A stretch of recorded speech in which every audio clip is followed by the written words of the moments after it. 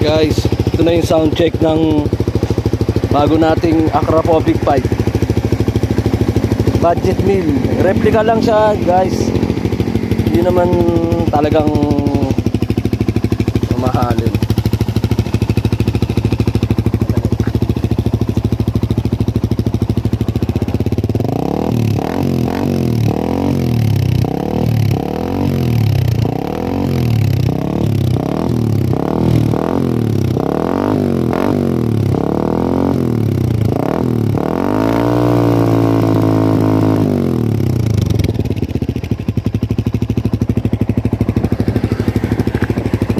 Naman siya masakit sa tenga, guys.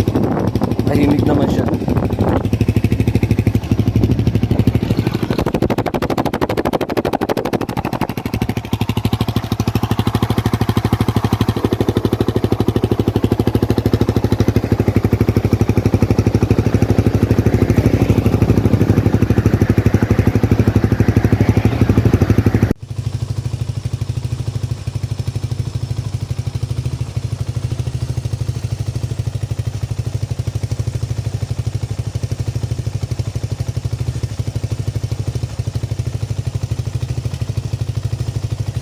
Yung decibel reading, guys, ng AKRAPOVIC pipe natin.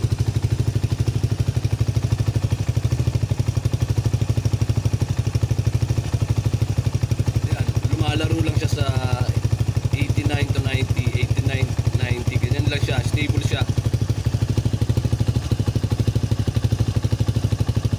Kaya kung isusumahin, pasado tayo sa 99 decibel meter na LTO.